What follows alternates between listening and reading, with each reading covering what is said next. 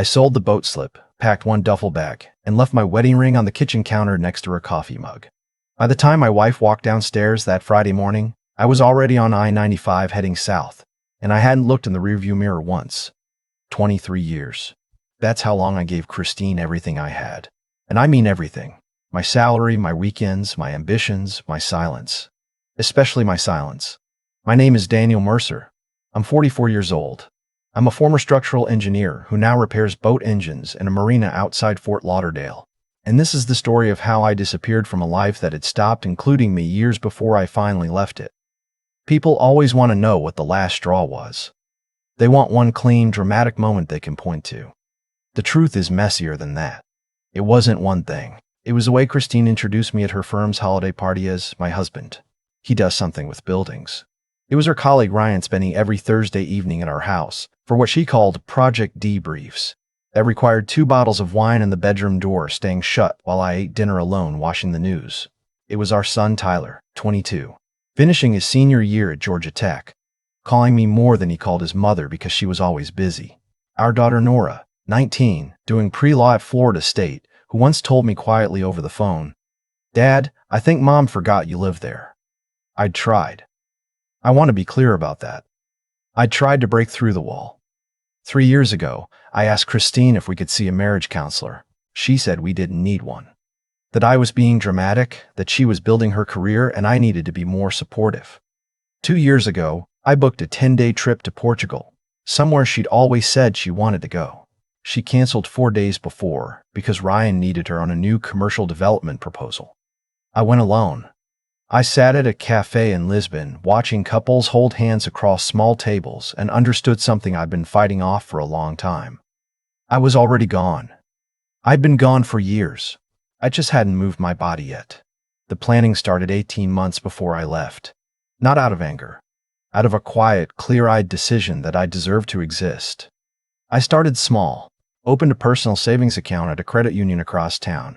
The kind Christine would never use because they didn't have a mobile app she liked. Transferred $200 a week from my freelance consulting income. The project she knew about but never asked details on.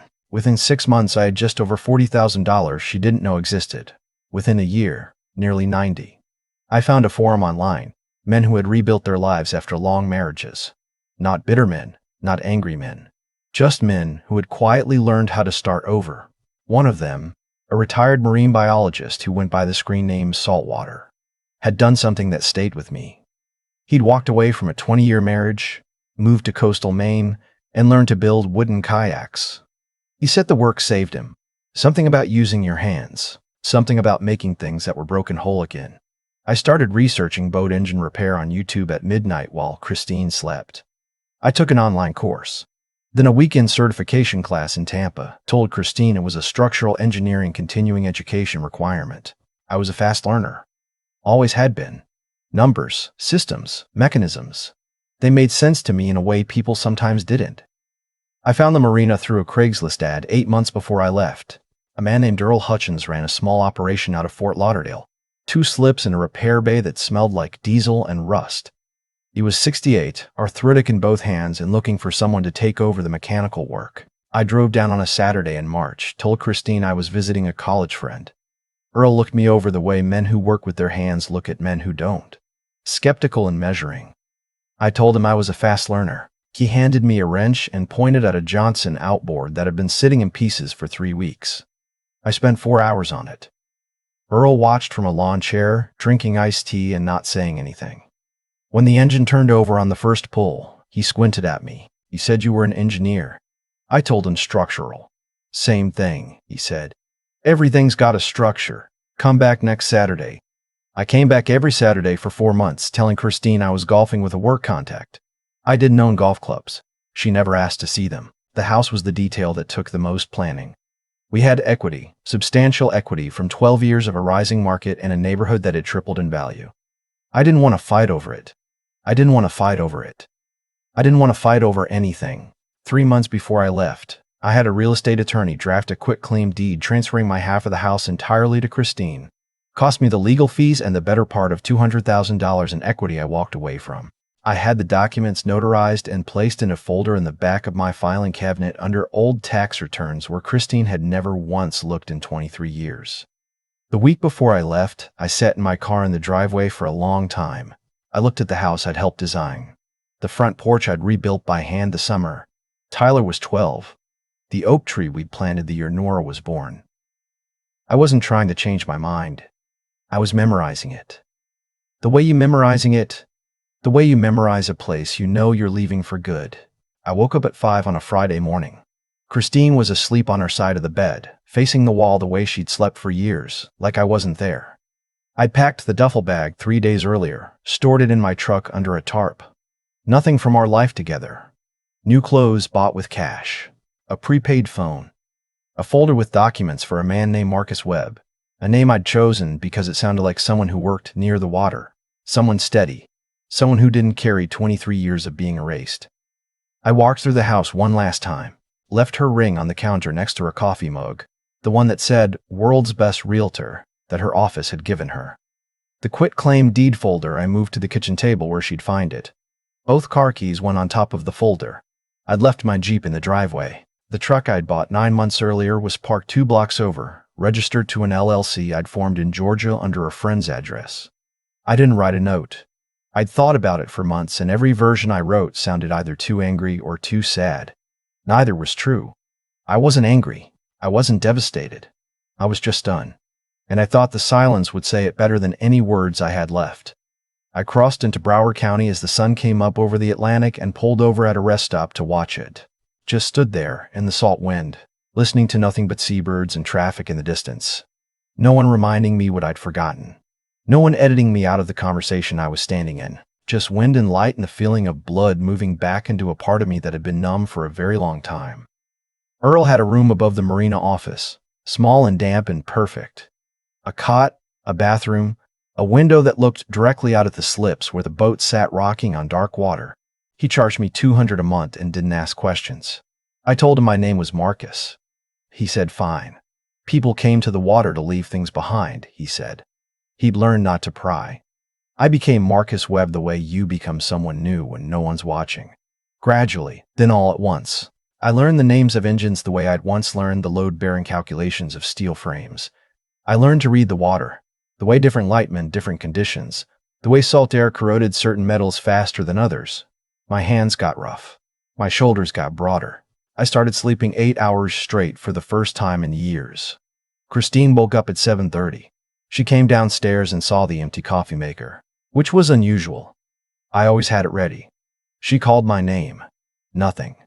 She walked into the kitchen and found the keys on top of the folder. She picked up the quitclaim deed and read the first paragraph and sat down slowly in a kitchen chair.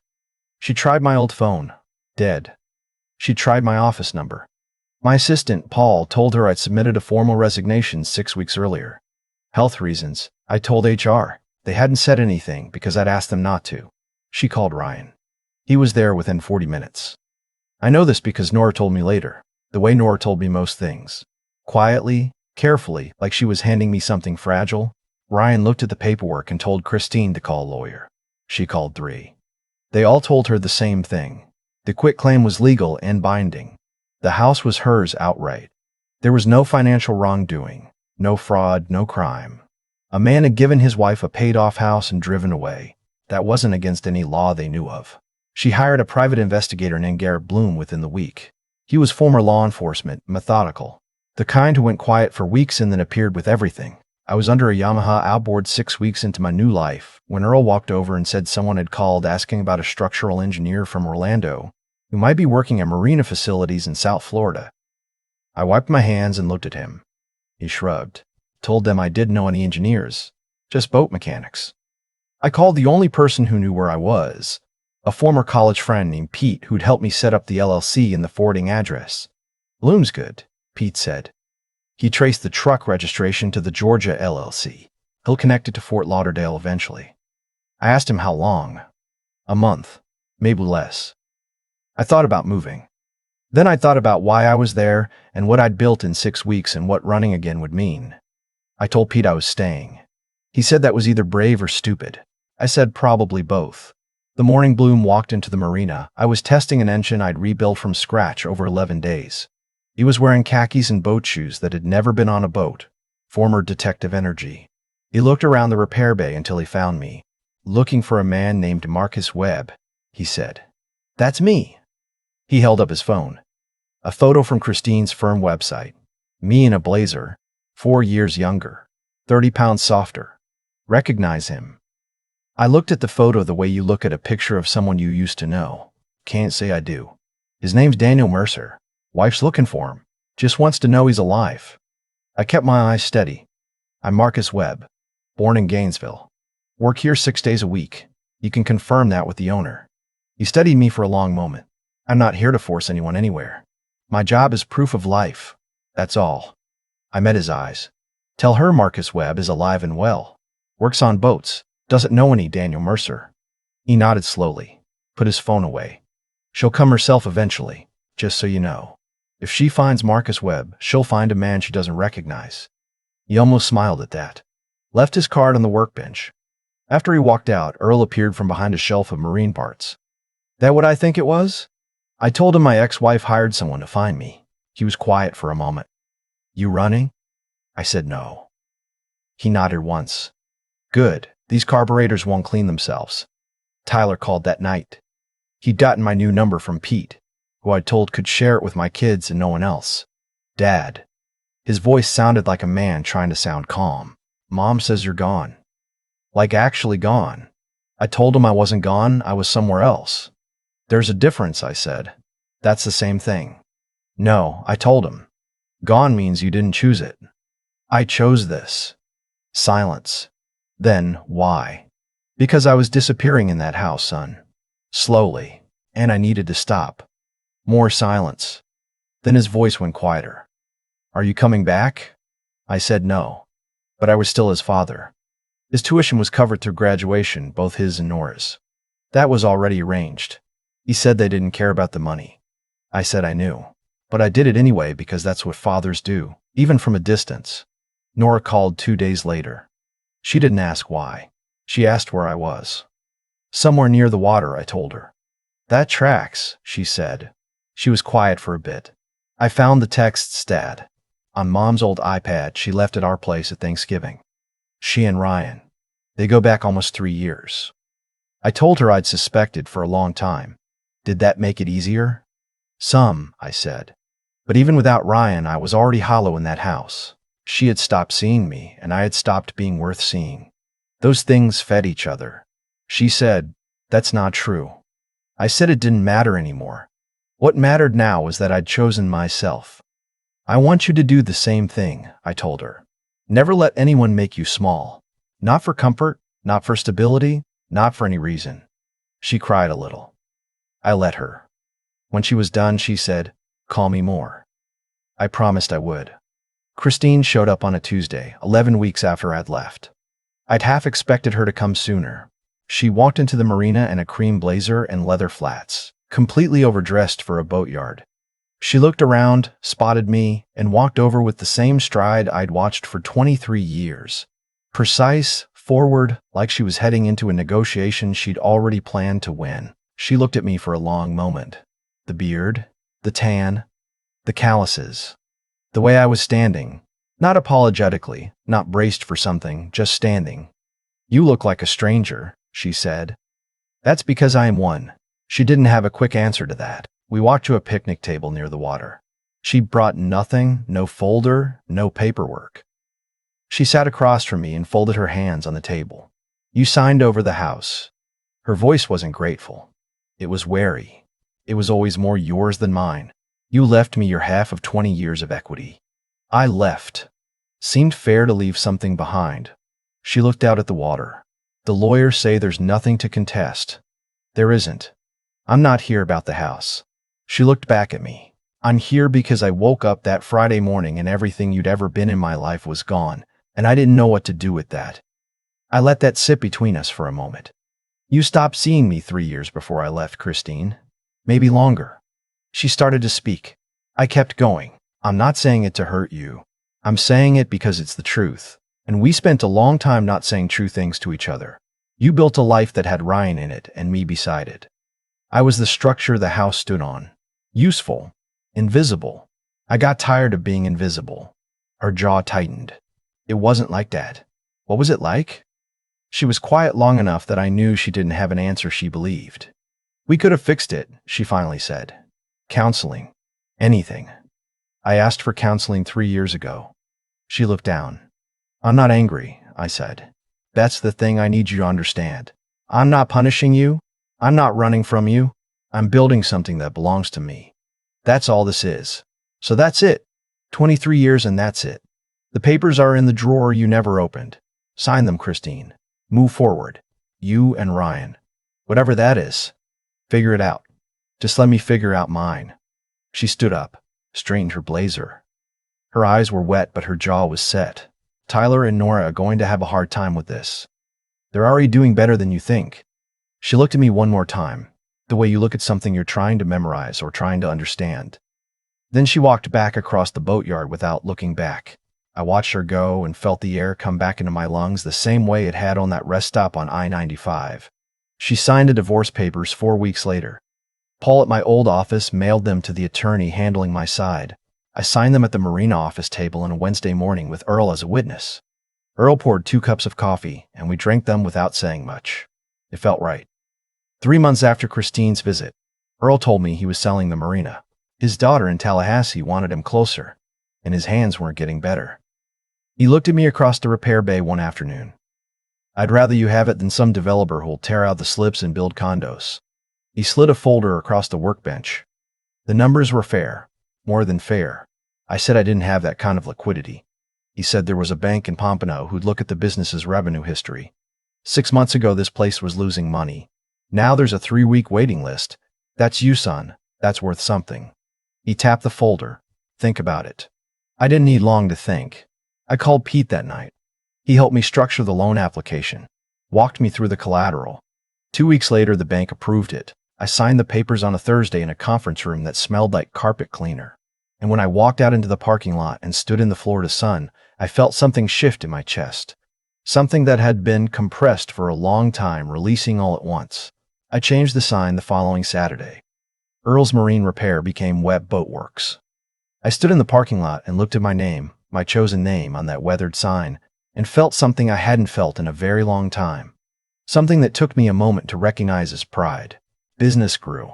Word traveled the way it travels in marina communities, through dockside conversations and handshakes, in the simple reputation of work done right and priced honestly. I hired a young mechanic named Jorge, 23, quick-handed and eager to learn. I paid him well and explained every repair as I did it. You reminded me of someone I used to be, before 23 years of being useful and unseen and worn the edges off. 14 months after I left, Nora called on a Tuesday evening while I was eating takeout on the dock. Dad. The way she said it, I knew something had shifted. I need to tell you something about Mom. I set down the food. She had a health scare. They found something. Breast cancer, early stage 2. She found out 3 weeks ago. I sat with that for a moment. The water moved under the dock. A pelican landed on a piling nearby and looked at me. How is she handling it? Scared. And she's handling it alone. Nora paused. Ryan ended things the week she told him. Said he needed things the week she told him. Said he needed space. He literally texted her, Dad, after 2.5 years. A text. I didn't say anything to that. I didn't need to. She didn't ask me to call you. I want to be clear. She doesn't know I'm calling. But I thought you should know, because you're still you, even after everything. I looked out at the water for a long time after we hung up. I thought about Christine in that cream blazer walking back across the boatyard. I thought about all the ways I'd been hurt, and all the ways she'd been careless, and all the years that had piled up between us like sediment. I thought about the version of myself who'd driven south on I-95 and stood in the salt wind watching the sun come up and felt, for the first time in years, real. I wasn't going back. That was not what this was. But Pete's words from a year ago came back to me 20 years from now. Can you live with not doing something? I flew to Jacksonville 2 days later. Didn't tell Christine. I took a cab to the hospital and found the room number from Nora, who texted it without asking why I needed it, which told me everything about what she'd hoped I'd do. Christine was sitting up in a hospital bed, looking smaller than I had ever seen her. The blazer, and the heels and the armor were all gone. She had on a hospital gown and her hair was pulled back, and she looked like someone who had finally stopped performing and was just sitting in the quiet of what was left. She looked up when I appeared in the doorway, and for a moment she just stared. "Daniel," she said. "It's Marcus now," I said gently. "But yeah, it's me." Her eyes filled immediately. "I didn't think you'd come." "I'm not here to undo anything," I said. I pulled a chair close and sat down. "I'm here because 23 years meant something, even when they were hard, even when we failed each other.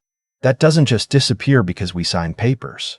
She cried then, not the composed, controlled kind I'd seen at the boatyard, real crying, the kind that comes from being genuinely afraid and finally being allowed to show it. "I'm scared," she said. "I know. The surgery is tomorrow and I don't know if." "Then fight hard tomorrow," I said. "You've always known how to fight, Christine. You just spent a long time fighting the wrong things. Fight for yourself now." She looked at me for a long moment. "I'm sorry," she said, "for all of it. For making you feel like furniture. For Ryan. For not seeing you when you were standing right in front of me." She shook her head slowly. "I'm so sorry, Marcus." "I know you are. Do you forgive me?" I thought about that honestly. "I'm working on it. I mean that. But it doesn't change what we are now. You understand that." "I know." She wiped her eyes. "I wouldn't want you to come back. I saw your face at the marina. You're actually living. I can see it. You're finally living." She said it without bitterness, which surprised me. I was so angry for months. And then I was sad. Not angry, just sad that we let it go that far. We talked for nearly 2 hours about Tyler and Nora and small things and larger ones. About the house, which she was thinking of selling and moving somewhere smaller. About her sister in Denver who had been calling more. When I finally stood to leave, she reached out and held my hand for a moment. "Thank you for coming," she said. "It means more than I can say." "Get better," I told her. "For yourself. Not for anyone else. For you." I flew back to Fort Lauderdale that night and called the hospital billing office the following morning. I set up an anonymous payment arrangement structured through a third party so it couldn't be traced back easily. Surgery, chemotherapy, follow-up care. $63,000 from accounts she'd never known about, paid quietly across 8 months. I didn't want recognition. I didn't need it. I did it because I could afford to be generous now that I was free. And because somewhere beneath 23 years of hurt and distance, there was still a man who cared whether she lived or died. Not enough to go back. Just enough to help from a long way away. Webb Bulwarks was 18 months old when Tyler showed up without warning on the Saturday morning. I heard him before I saw him, his voice carrying across the repair bay asking Jorge where the owner was. I rolled out from under a Grady white center console and stood up, and there he was, taller than I remembered him standing in my space, looking around at everything with wide, careful eyes. "Hey, Dad. Hey." He looked at the boats, the tools, the sign above the door. He looked at the boats, the sign above the door. He looked at me. "Nora said you looked happy." I needed to see it myself. And he pulled one corner of his mouth up. She was right. He stayed 3 days. He helped Jorge with a fiberglass repair, learned more than he needed to about outboard engine timing, ate seafood at a restaurant on the waterway 2 nights in a row. We talked the way we hadn't talked in years, without an audience, without Christine's energy filling the room and leaving no space for anyone else. On his last night, we sat on the dock watching the lights reflect on the water. "Mom's doing better," he said. "The last scan was clean. Oncologist is cautiously optimistic." He paused. "She knows you paid her bills." I looked at the water. The hospital couldn't confirm it officially, but she figured it out. "She cried for about an hour," Nora said. He was quiet for a moment. "She asked me to tell you thank you, and that she understands now. All of it." "Tell her to stay healthy," I said. "That's the only thanks I need." Tyler leaned back on his hands. "I'm proud of you, Dad." He said it simply, like it wasn't a complicated thing. That's a weird thing to say to your father. But I am. Not many people would have the guts to blow up their whole life and build something real on the other side of it. "It took me too long," I said. "Maybe, but you got there." We watched a sailboat come in late, running lights reflecting green and red on the black water. Someone guiding it carefully into a slip, taking their time, doing it right. 2 years and 3 months after I left Jacksonville, I was teaching Jorge how to rebuild a raw water impeller pump. The kind of repair that looks simple and isn't. When my phone buzzed with a text from Nora. Check your mailbox. Something from Mom. Real mail. Old school. It was a card, cream stationery with her initial in the corner. The kind she used for thank you notes at the firm. She'd written it by hand. Marcus. I know that's who you are now, so that's who I'm writing to. I know what you did for my medical care. The billing coordinator retired last month and told me everything before she left. I've been trying to figure out what to say for 6 weeks. I've been in remission for 8 months. I sold the house like you thought I would. I'm in a smaller place closer to Nora. I volunteer 2 mornings a week at a cancer support center downtown. I've been trying to learn what it means to be present somewhere instead of always building towards something. You tried to show me that for 23 years. I didn't understand what you were showing me until you were gone. Ryan was a symptom, not a cause. I think I knew that even when it was happening. The cause was that I stopped choosing us, and then I stopped choosing you, and then I stopped choosing anything that actually mattered. I built a very impressive life around a hollow center and didn't notice until you left and took the walls with you. You saved my life. Not just the medical bills, though that still makes me cry every time I think about it. You saved it the day you walked out, because I never would have stopped running long enough to figure out who I actually was if you hadn't gone. I hope Fort Lauderdale gave you everything. Jacksonville couldn't. You deserve peace. You deserve to be seen. Thank you for coming to the hospital. Thank you for caring from a distance. Thank you for being, even in the end, the best man I've ever known. Take care of yourself, Marcus. Christine. I read it twice. Folded it along the original crease and put it in the drawer of my desk in the marina office, the one that looked out over the water. That evening, I climbed up to the flat roof of the marina building with a beer and watched the sun go down over the intracoastal. The sky went orange, then deep red, then a kind of violet that Florida does better than anywhere I've ever been. Somewhere north, Tyler was finishing up his first year of graduate school. Somewhere west, Nora was in her second semester of law school, texting me case summaries I only half understood. Somewhere in Jacksonville, Christine was learning to be present somewhere. And here I was, Marcus Webb, boat mechanic, owner of a small marina operation that had a 6-week waiting list, and a kid named Jorge who was going to be running the place inside of 3 years whether he knew it yet or not. I'd spent 23 years being the foundation that someone else's life was built on. Useful. Load-bearing. Invisible. I understood load-bearing now the way I hadn't when I was doing it. The thing that holds everything up is the last thing anyone thinks to look at. Until it's gone. Until the whole structure shifts and people finally look down and see the space where it used to be. I wasn't angry about those 23 years anymore. I wasn't anything about them exactly, except grateful they were behind me. A boat came in across the water, running slow, taking its time in the fading light. Someone who knew what they were doing. Someone who wasn't in a hurry to get where they were going, just steady on the heading, reading the water right. I watched it until the lights came on across the marina and the sky went dark and the stars began to appear. One at a time, the way they do when you're somewhere with no clouds and nothing between you and everything above. 23 years of being the floor someone else walked on. 2 years of finally standing on my own. I wouldn't trade the second for the first. Not for anything in the world.